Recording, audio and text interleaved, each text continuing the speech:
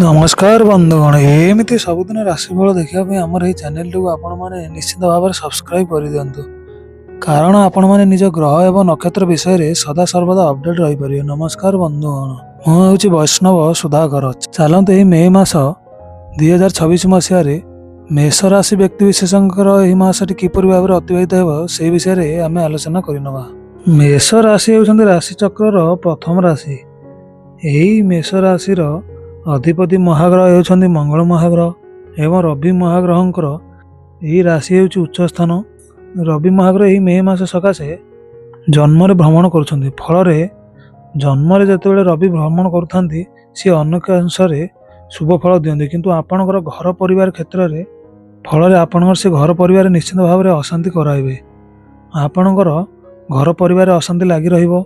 जदि आपणकर कौनसी पूर्वरु किछि असुविधा लगी रही ताहले ताहा बढ़िबारे लागिबो। बापा पुओंकर संपर्क में फाट सृष्टि हेबो एवं आपणकर मन प्रायतः समय विचलित होई रहिबो।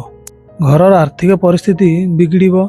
जदि आपणकर घरर कौनसी प्रकार किसी ऋण आगुर लगी रही ताहले ताहा मध्य सेहीपरि लगी रहिबो एवं से ऋण पई आपण प्रायतः चिंताग्रस्त होई रहिबे।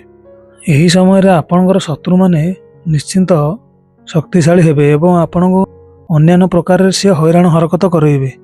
आपण जेते चेष्टा कले मध्य से माने आपण सेहीपरि भाव में हैरान हरकत करेंगे एवं शत्रु माने हैरान हरकत करिया फल आपणकर मन प्रायतः समय विचलित रहिबो। जदि आपणकर कौनसी घरर कौनसी प्रकार किसी काम अटकी रही ताहले ताहा मध्य अटकी सेहीपरि रहिबो। सेथिरे कौनसी प्रकार सुधार आसिबार संभावना एही मासरे आदौ नाही। तेणुक आपण यही समय टिके सावधान हो रहिबे। एबे चलंतु आमे टिके स्वास्थ्य उपरे नजर पकेबा। राशाधिपति मंगल महाग्रह द्वादश भ्रमण करुछंती। फल आपणकर से निश्चित भाव में शरीर में असुविधा कराइबे। फल आपणकर पेट रोग हेबो। पेटरे कौन प्रकार जंत्रणा हेबो एवं आपणकर बद हजमी भली समस्या देखाजिबो। रक्तचाप मध्य आपणकर बढ़िबो। रक्तजनित समस्या आपणकर देखादेबो। तेणुक यही समय आपण बाहर खाद्य ठारू निश्चित भाव में दूरे रुहतु एवं मसला मसली जातीय खाद्य ठारू आपण दूरे रुहतु नहेले आपणकर पेट रोग समस्या प्रायतः समय लगी रहिबो। जदि आपणकर विशेष किछि स्वास्थ्य क्षति घटुची ताहले आपण निश्चित भाव डाक्तर परामर्श नियंतु नचेत आपणकर किछि असुविधा होई पारे। एबे चलंतु हम व्यवसाय उपर नजर पकाइबा। तृतीय बृहस्पति महाग्रह भाग्य स्थान रे अछंती एवं सप्तम दृष्टि देखुछंती। फल आपणकर व्यवसाय क्षेत्र में निश्चित भाव में उन्नति हेबो। जदि आपण कौन प्रकार किछि नूतन व्यवसाय आरंभ करबा चाहुछंती ताहले निश्चित भाव में करिपारिबे। कारण बृहस्पति महाग्रह जेहेतु सप्तम दृष्टि रे नवम घर देखुछंती से आपण को निश्चित भाव में शुभ फल प्रदान करिवे। जदि आपणकर कौनसी प्रकार व्यवसाय किछि पूर्वरु ठप होई पड़ी रही ताहले आपणकर सेतिर निश्चित भाव में सुधार आसीबो। जदि आपणकर व्यवसाय आदौ लाभ होउनाही ताहले किछि परिमाण आपणकर निश्चित भाव में सेतिर सुधार आसीबो एवं आपण लाभवान हेबे।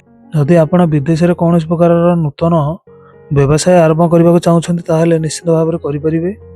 यह मासरे व्यवसाय क्षेत्र में ग्राहक मान निश्चित भाव में वृद्धि घटो एवं आपणकर मन चाह लाभ आपको निश्चित भाव में मिल केआड़ू ना केआड़ू व्यवसायी मान नूतन द्रव्य निश्चित भाव में प्राप्त हो। व्यवसाय क्षेत्र में निश्चित भाव में यह मासरे आपण शुभ घटो। शुक्र महाग्रह 19 तारीख पर्यंत आपण से आर्थिक क्षेत्र में निश्चित भाव में सहायता करेंगे।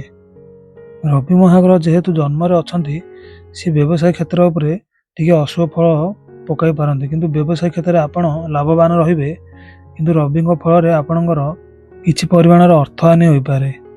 तेणुक आपण टिके सावधान होई रहिबे। रवि महाग्रह जन्म उच्च होई रहिथिबारु सरकारी चाकरी क्षेत्र में आपणकर निश्चित भाव में उन्नति घटिबो एवं जो मैंने सरकारी चाकरी किछि करिसंती सेमानकर निश्चित भाव में उन्नति घटिबार बहुत संभावना रहुछि।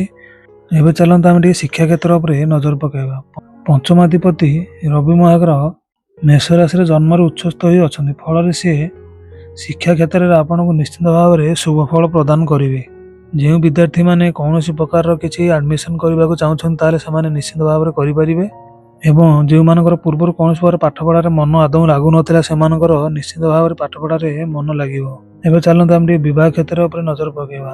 विवाह क्षेत्र में प्रायतः यह मासरे समान रहिबो କିନ୍ତୁ ଯେଉଁମାନେ କୌଣସି ପ୍ରକାରର ସନ୍ତାନ ସନ୍ତତି ପ୍ଲାନ୍ କରିବାକୁ ଚାହୁଁଛନ୍ତି ସେମାନେ ନିଶ୍ଚିତ ଭାବରେ ଏହି ମାସରେ ସନ୍ତାନ ସନ୍ତତି ପାଇଁ ପ୍ଲାନ୍ କରିପାରିବେ। ଏବଂ ପ୍ରେମ କ୍ଷେତ୍ରରେ ଯେଉଁମାନେ ଅସଫଳ ହୋଇ ରହିଥିଲେ କିମ୍ବା କୌଣସି ପ୍ରକାର ପ୍ରେମ ଯୁଗଳଙ୍କ ମଧ୍ୟରେ ଝଗଡ଼ା ହୋଇଥିଲା, ତାହେଲେ ଏହି ମାସରେ ସେମାନଙ୍କ ନିଶ୍ଚିତ ଭାବରେ ସେହି କଳହ ସମାଧାନ ହୋଇଯିବ ଏବଂ ପ୍ରେମ କ୍ଷେତ୍ରରେ ଆପଣ ନିଶ୍ଚିତ ଭାବରେ ଆଗକୁ ଉନ୍ନତି କରିବେ।